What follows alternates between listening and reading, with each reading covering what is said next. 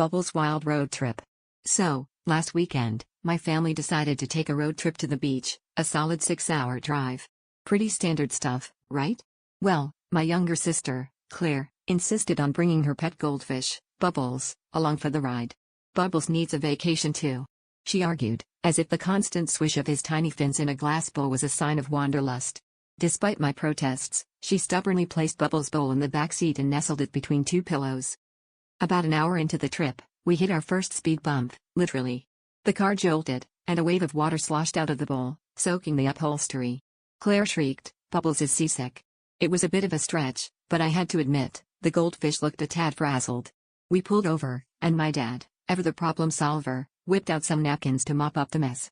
He then suggested we secure the bowl with a seatbelt, which seemed like a foolproof idea until we realized that a seatbelt wasn't designed for aquatic passengers.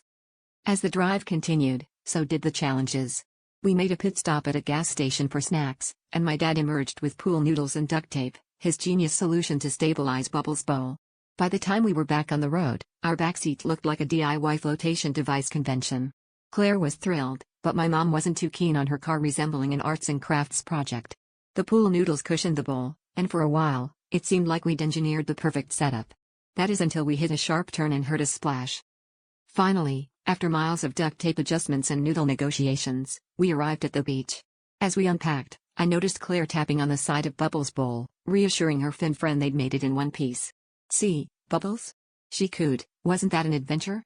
And that's when my dad, with a grin spreading across his face, quipped, "Well, at least now we know what they mean by a fish out of water."